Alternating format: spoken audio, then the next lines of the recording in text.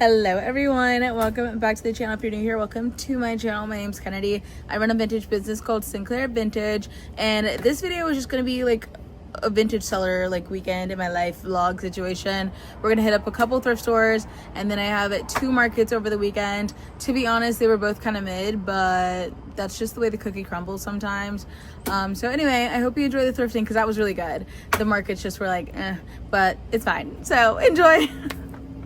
I start in the bag section as I always do because I just feel like it sets a tone for the day and lets you know whether you're going to find cute stuff or not, and based off these bags I knew I was in for something good. Admittedly, the clothes were kind of giving a little lackluster, just some really good like cute solid basics, but like nothing overly special. I know some of you get grossed out or like don't like to thrift swimsuits, but that could never be me. For the first time in what feels like months, I actually found some cute stuff in the lingerie section, including this cute Victoria's Secret moment. They truly need to go back to their roots because what they're putting out today is just not cutting it. Low-key blacked out in the skirt section because there were so many good ones. The ones I'm showing you right now that were speed running are the ones I narrowed it down to. These are my favorites. Silk, linen, cotton, knit, animal print, fold over, slinky, you name it, I found it. And over half of them were discount colors of the day. At this point, I was having the time of my life. That was, of course, until I fell in love with this jacket that was new with tags, but unfortunately, because it was originally over $200, they were charging $35. So we moved right along to the shoes to kind of cleanse the palette. A lot of sexy shoes, right? A lot of sexy shoes, but either they were damaged or not my size. After back-to-back L's, these were just sitting at the end waiting on me.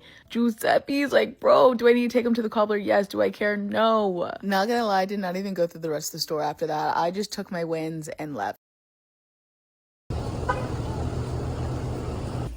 Alright, first find of the day is this little like midi maxi skirt in paisley. I like how it's very fall coated and the ruffles at the bottom, and it's a size 16, which you guys know I'm always looking for stuff to stay size inclusive, so I think this is going to be a good pickup. I'm never going to say no to linen, and guess what? This is linen, so by my rules, this must go in the cart. I don't see any flaws either, so literally my first section, and we are cooking. I don't know who Lola P is, but shout out to you, girl. This is so hot. I'm obsessed. I'm gonna have a full cart before I even move on. Would this be crazy to get? Because I kind of love it. It's reminding me of like the indie sleeves era, like this, and like the teeniest, tiniest shorts, and like a little bra. Nothing else. Super low cut, like rip tights, boots, like ankle boots. Lolitas, specifically by Jeffrey Campbell. Some big chunky sunglasses. A slouchy bag, just like slouched off your shoulder. Like, do we see the vision? Like these studs, I don't think this is like even remotely vintage, but just like the single clasp in the middle. Are we seeing the vision? Because I am. And the more I talk about it, the more I want it. And like the pleating along the back, guys, I'm kind of in love with this one too. Like I have to admit it. The distress, like boho feel, it's very much giving Free People. Like I could see them having this in their store. Like the beading, the paisley. I think it's also on this sleeve. Yeah, like I don't know. It's by Bisou Bisou though. Literally in the short section, and I saw something poking out at the bottom, and I was like, what is that? And it's this. Are you kidding me? This is like leopard print done right. Okay, this is giving luxury. Oh my god. I love the movement. I love the depth of color. The texture on this thing, guys. I wish this fit me, but this is not my size. But for my plus size girlies, like, I'm hooking y'all up.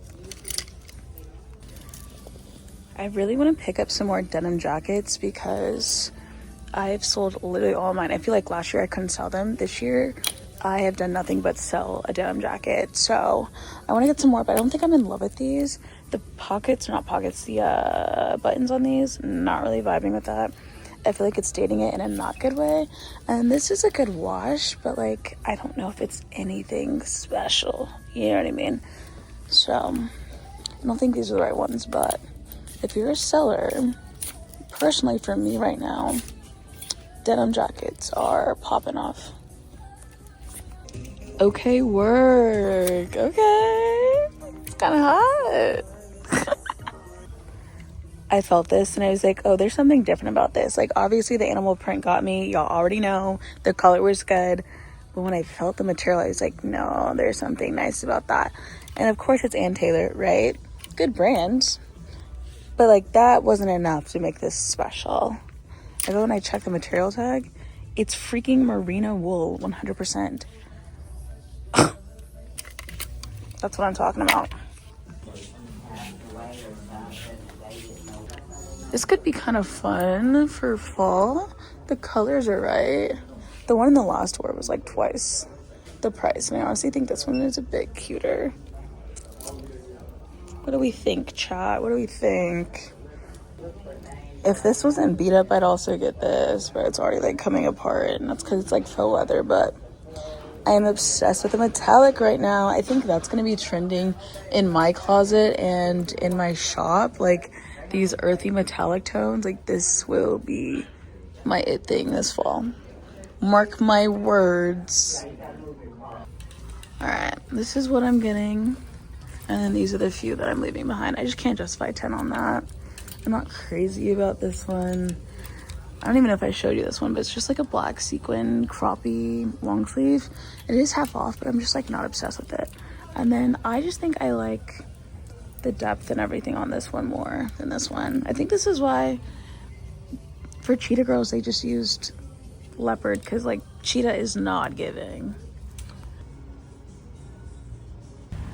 All right, guys, y'all already know I do damage in here. So let's see what we find. We zoom in.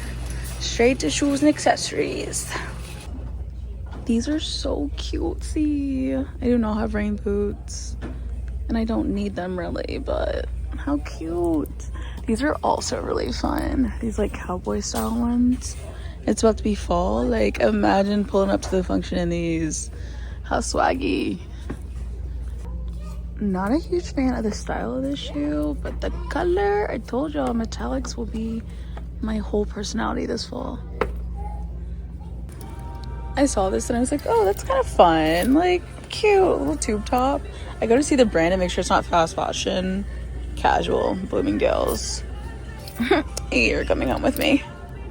Look at this, more animal print. And it's vintage. Look at that tag, love it. And it's a halter, like high neck situation. These are all my favorite words in one garment. And like the price, you genuinely like cannot beat it. Oh, like you've got to be kidding me. This is not my normal color. I normally stick to my neutrals, but like I cannot resist this. This little jellyfish mermaid core moment. And of course it's vintage. Look at that paper tag. Still has the dead stock tag on it. Like, you're coming home with me. I don't know what else to tell you.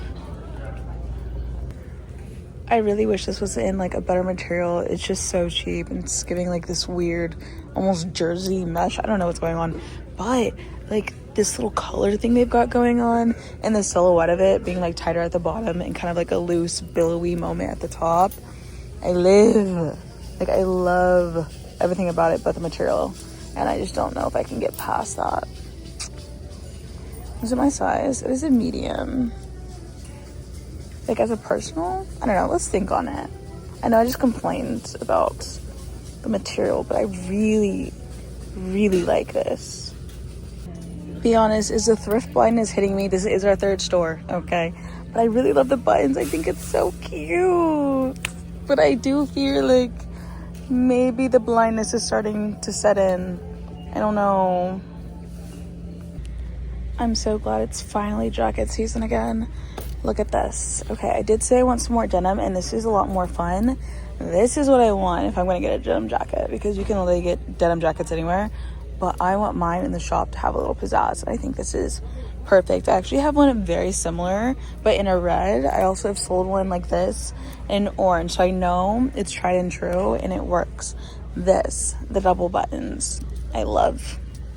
I mean, I don't know what else to say.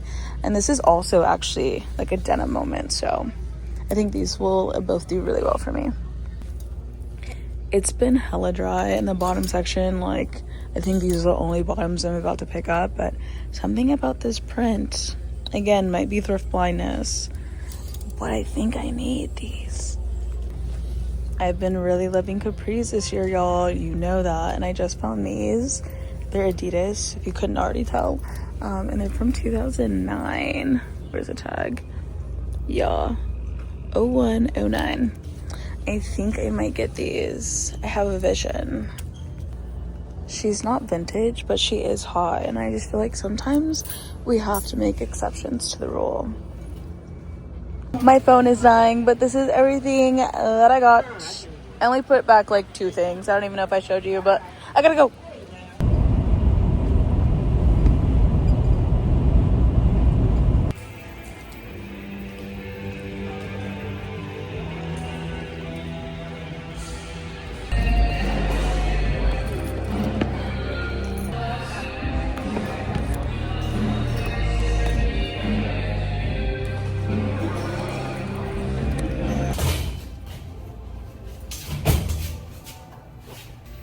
Hello.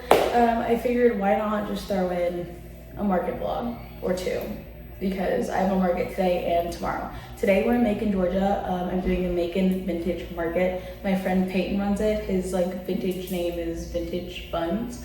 I'll put his information on the screen. But since he always comes to support my markets, I figured I would come out and support him. This one's like smaller. There's only 10 vendors and I think only 2, maybe 3 of us are girls. So it's looking very good for me.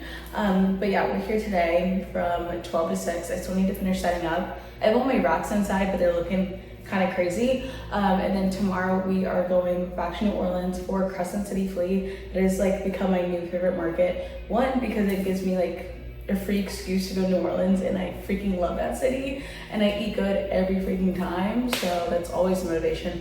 But also the venues are also like gorgeous that they pick, and the people like to buy clothes, so who am I to say no? You know what I mean? But right now we are in Macon. I'm hoping for a very good day. I'll show you guys my outfit in just a second, but I am wearing a tube top, some shorts, and my flip-flops. Like, ever since I got back from my little Albania trip, I've literally worn nothing but my flip-flops. Like, I'm an addict. I don't know what it is, but like, me and flip-flops go like this, like real bad.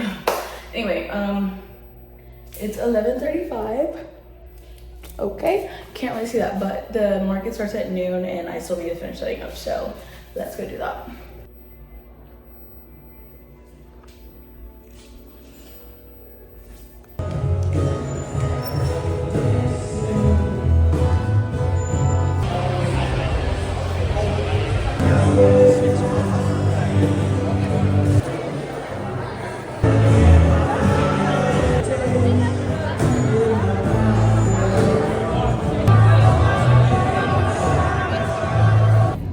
I look naked from this angle. We are about halfway through. It is 2:37. This ends at 5. Steady crowd, nothing like crazy, but I didn't expect anything crazy from this. I'm literally just doing this because I'm a good friend. You know what I mean? So I'm here. I'm just under 600. I honestly did not have any of my cheaper stuff out. I bought some stuff obviously this week that I'd be willing to sell for lower prices, but I didn't have time to get it washed and tagged and ready to go for this market or tomorrow's market. So I don't know, I might, when I go home in between today and tomorrow, I might try to get like 1 load done so I have something, because right now I don't really have volume obviously. And my cheapest thing I've sold has been $40. Everything has been 40 and above, which is fine, but it does kind of limit you on what can sell and will sell, I guess. I don't know. I usually don't have this issue in New Orleans though. There's usually some hefty spenders there, so tomorrow will be better, and it's also a bigger market, but I'm not mad at it. I'm just freaking freezing, so I figured I would come out and get my hoodie that I wore for setup and go back in. I would love to hit 1K in the next 2.5 hours somehow, some way. It's only like $400. I feel like we can do that. Might have to start wheeling and dealing here, but that would be kind of prime. All right, let's go back in there.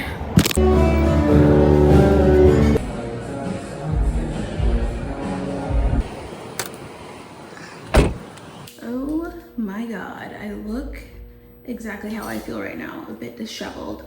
The market is over. I did not end up hitting my goal. It got like pretty obsolete. Is that the right word?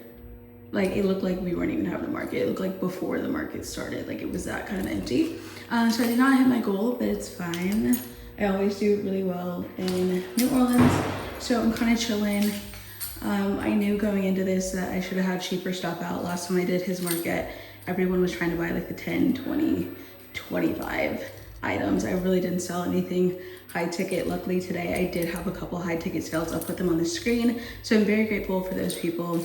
I still did over 700, so we're Gucci. It is about to storm outside. I have changed and we are about to do the 3.5 hour drive home so I can nap and do some laundry and be ready for tomorrow. So I'll see you guys when I get home.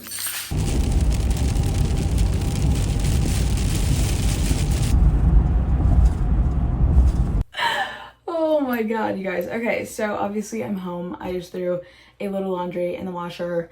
I'm gonna shower and then I'm gonna throw it in the dryer, get to tagging, etc. Right? But as I was like coming into the bathroom where I'm at right now, I was like, oh, like let me just like stalk Instagram, see what's going on, because I knew there were like 2 markets going on in Beham, and I knew that there was like rain on the forecast. So I was very interested to see what they were gonna do, because personally, if I had an outside market, I would have called it yesterday. But I'm always interested to see what other people do.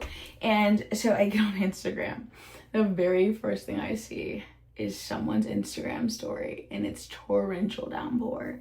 And I'm like, oh, okay, right. Interesting, right? And so then I look through some more stories, and some people, mind you, there were 2 markets. So one of the markets originally said that they were just like pushing theirs back because they were both night markets between 4 and 10. One of them said that they were pushing theirs back till 5:30. And then I clicked again, and then all of a sudden they were like, actually, we're going to cancel it altogether.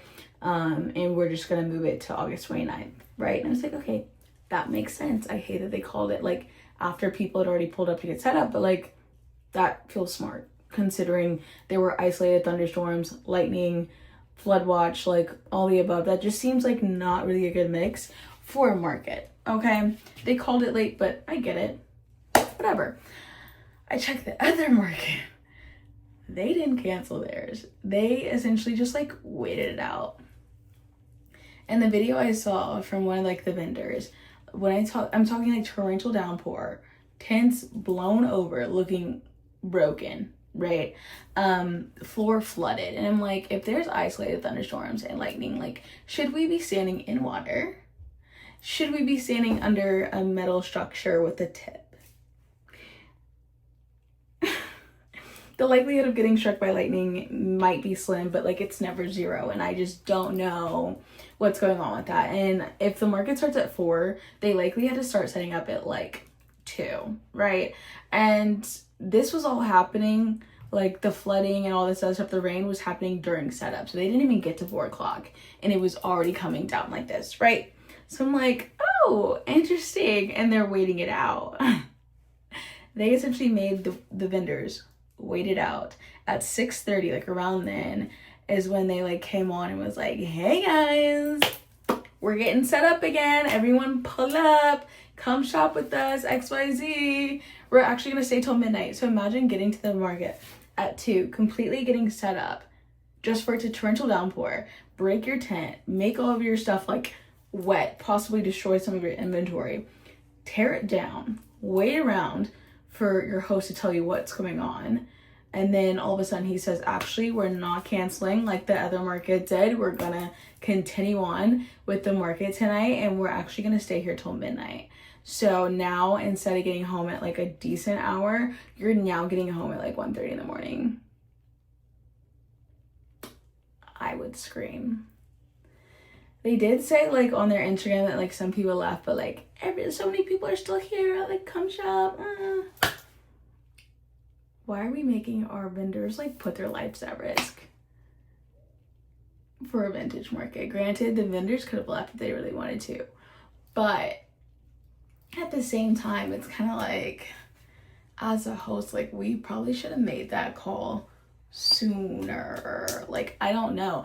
And the thing is one, I know if this were me and I made these decisions, I would be on the guillotine. Like, they would be ready to chop my head off. I would be plastered all over everyone's Instagram stories about how I'm an awful person and how I'm the Wicked Witch of the West. Like, I already know, because a lot of them already feel a type of way about me because I just like showed up and I'm like not a local, and I'm like, you know, not helping the local vendors by bringing in outsiders to the market that I run. All this other stuff.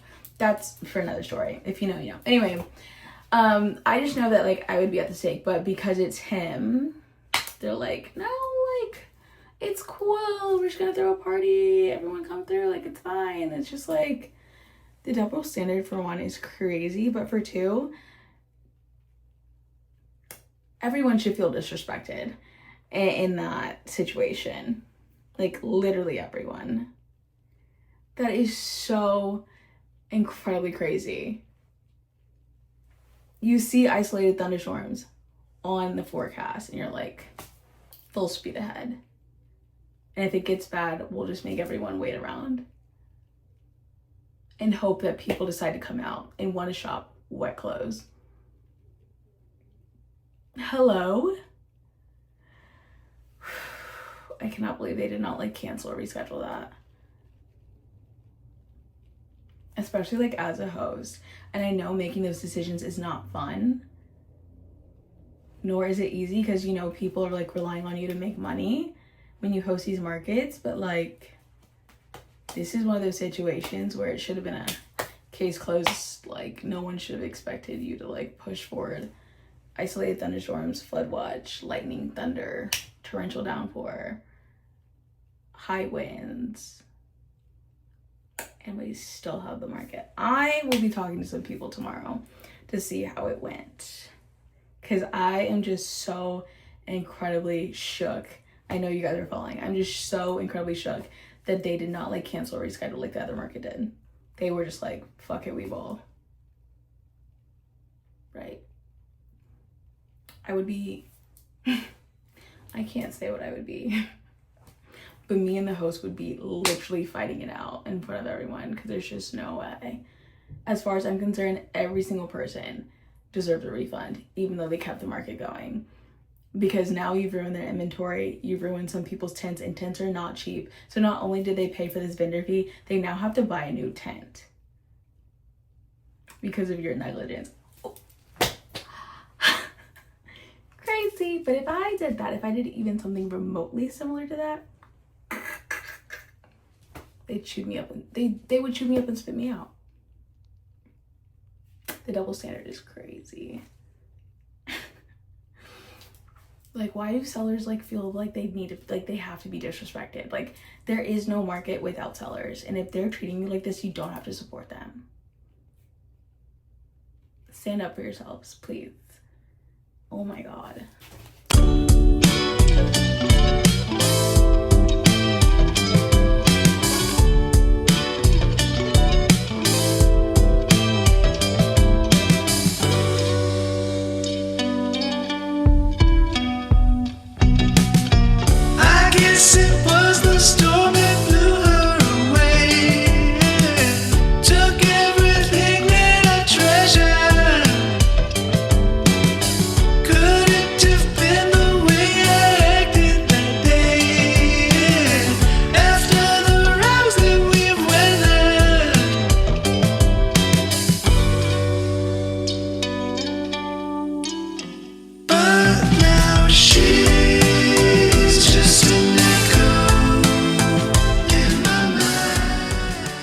Okay, let's talk New Orleans, because I have some thoughts. What's new? You guys are probably like, is this girl ever happy with any market? Yes, I am, but I'm also very critical because I do so many markets, and I can be critical because I've done a lot of good ones and a lot of bad ones, okay? So I really do like Crescent City Fleet. I've done their other location at the Old Church, Hotel Peter and Paul. I've done it twice, killed it both times. Well over $1,000, lots of high ticket sales. Good bundles, very happy with it. Great location, great foot traffic, vibes on 10. Okay, so when they announced this new location at Merchant Hall, which is the one you guys saw in this video, I was like, yeah, sure, why not? Like, I'll give it a shot. Like, I'm 2 for 2 right now. I have no reason not to go down there, and I love any excuse to be in New Orleans. I love the food. I love the atmosphere. Like, that is literally one of my favorite cities ever. So if I get to go out there, make money, and then enjoy my time afterwards, I'm gonna do it. So I went out there. Okay, and when I pulled up, I was like, okay, this main hallway is super dark. I hope I'm not in this hallway. I got my wish, and I wasn't in that main hallway. I was in the back room that had like a skylight. It was white walls, very well lit. Loved it, right? I started bringing my stuff in. I'm like, damn, this is a really small spot. Now, do they tell you ahead of time you do have an 8x8? Yes, but they also say that at the hotel. Excuse me. And at the hotel, I've been able to get 5 racks in my spot both times, plus a small table for jewelry both times, right? So I'm like, surely I would be able to do it here. And I had it in spot, so it's like, oh, I'll be able to put my double. It's gonna be fine. I roll my stuff into the rack, or into my spot, and I'm definitely only getting 3 racks in here, and barely. Mind you, I don't even have the big industrial Z racks. I have the foldable ones from Amazon that are a bit smaller. So if I'm barely getting my stuff in this 8x8, I don't know how those people with the giant Z racks are getting their stuff in here. Like, these spots are too small if we're only able to get 3 racks in. One of my critiques would be like, bro, like, instead of stuffing vendors on top of each other just to say you have 35 vendors and collect vendor fees, because like, if you have 35 vendors, you're charging all of us $100 a pop. Like, instead of making an easy like $3,500, maybe let's just make a smooth $2,500, okay, and give these vendors an opportunity to actually have space to breathe and sell their stuff. Because only having 3 racks is like genuinely so crazy to me, especially paying $100 for that. But that's neither here nor there. I got all my stuff set up. I thought it was a beautiful setup. I was very happy with it, despite only having 3 racks. And even then, they were like, you have to scoot your stuff in. We need a bigger walkway. And I'm like, bro, like, I'm already with no spot. Like, what do you mean moving in? Anyway, it was fine. We get started, and I started out like, okay, it was slower, but like, sometimes the beginning of a market is going to be slower, and it picks up, and I'm fine with that. I'm fine with that.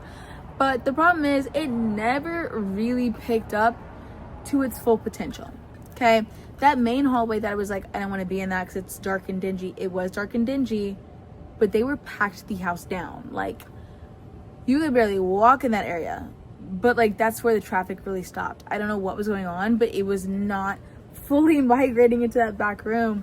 So I didn't do so hot. And you know, after talking to the people who were around me, I actually did fantastic, because there was a girl that she constantly had people in her booth. Like, she was right across from me, and I was like, oh, she's killing it. Like, I'm jealous. Don't judge a book by its cover.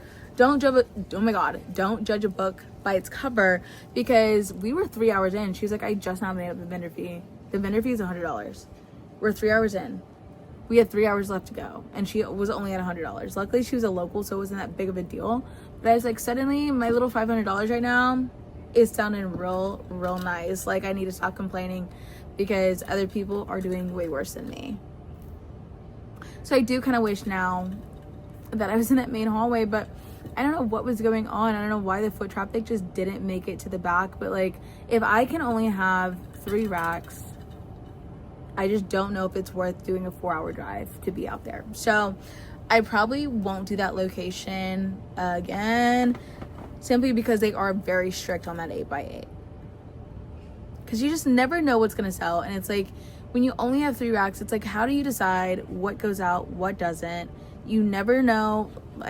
Now I'm going to sound like a broken record, but like, you just never know what's going to sell where. So it's kind of risky only having certain things out. And it's like, what if I pick all the wrong things that people are not interested in that day? Then I'm fucked. And if I was a local, whatever, but I'm not a local, so probably won't be doing that location again.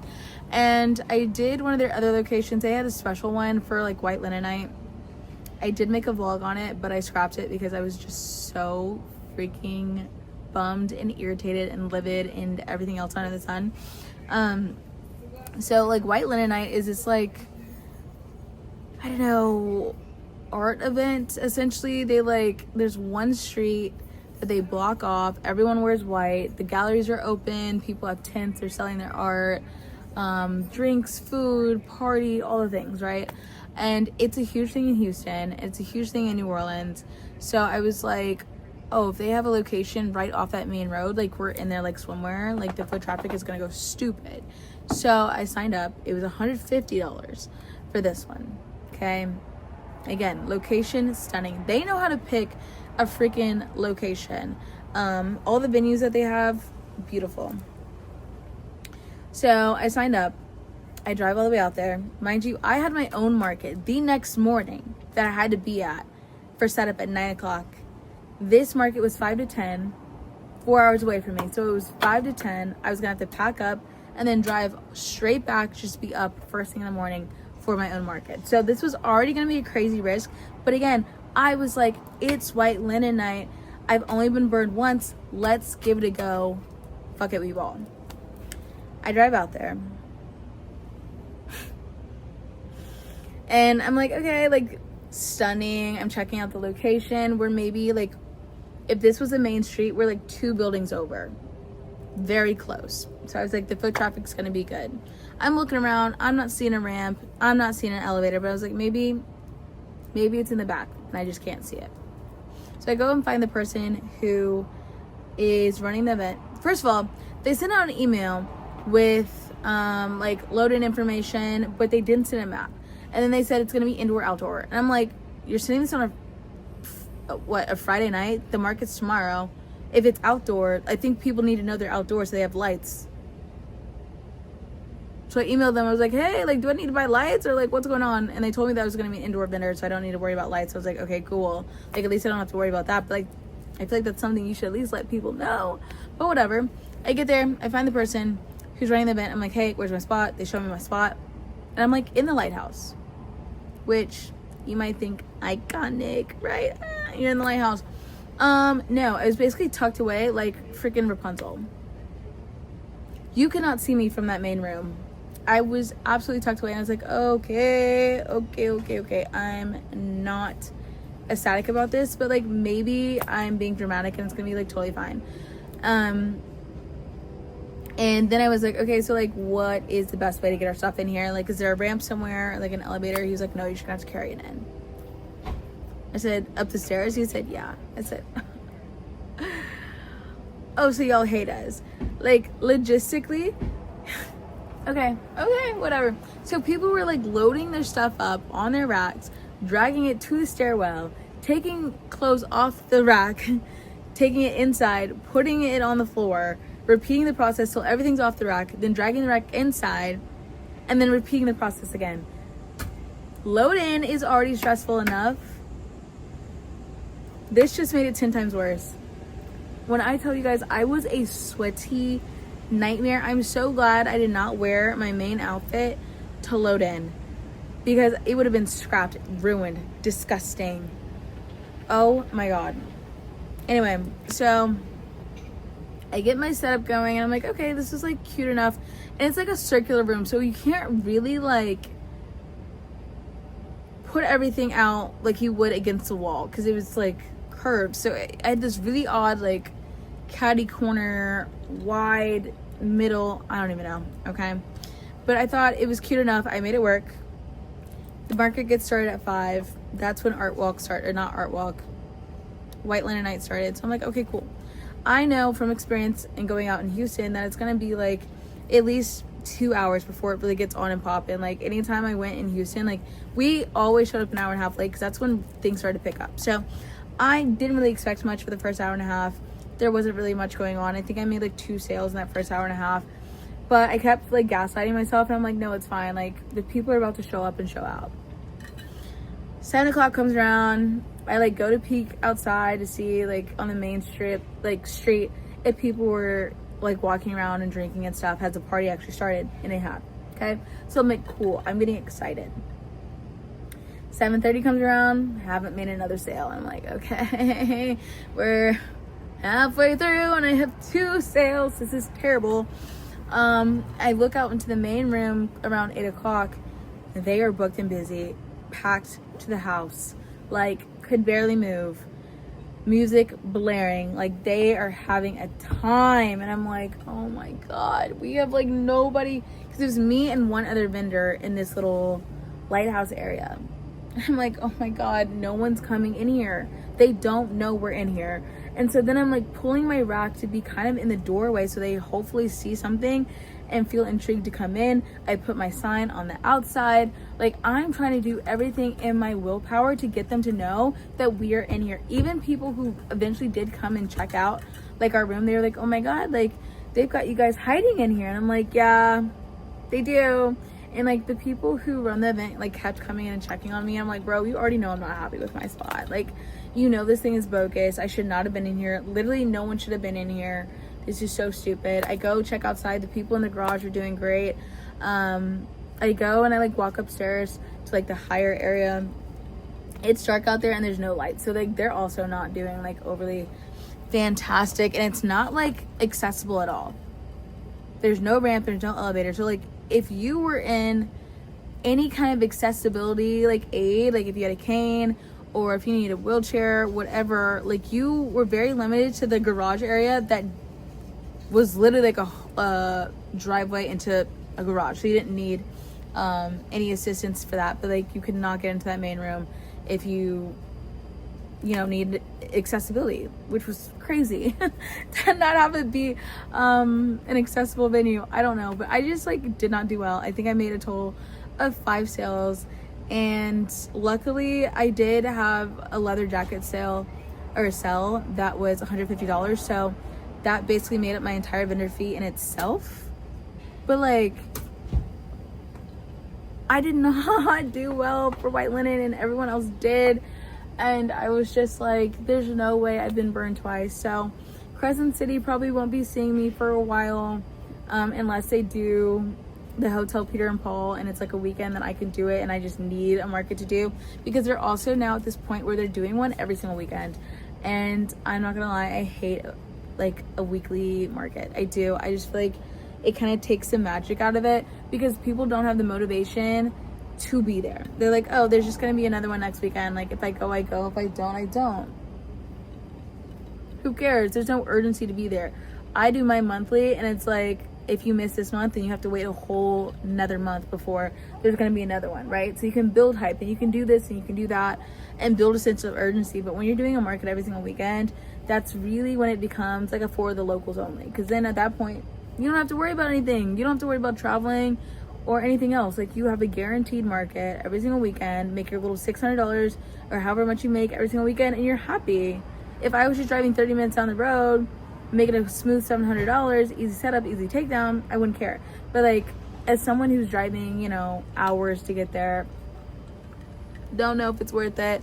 The church location, Hotel Peter and Paul, is the only one that lets me have like a solid 5 racks that makes it worth it, and that's the only location I've done well over $1,000 and been happy. So I don't know, I'm really sad at the way this is playing out because I was so happy about it and going out there and like finding my little people, but I feel like they're kind of shooting themselves in the foot. So if you're local, I feel like it's worth it. If you're not, I don't know, maybe only do the one at the church. But I said this was going to be a quick little recap, and I ended up ranting. What's new? I feel like I'm always complaining about a market, but it's just because I've done so freaking many over the last like 7 years that I've been doing this. I know the difference between a good and a bad one, and I know where I'm like willing to spend my money.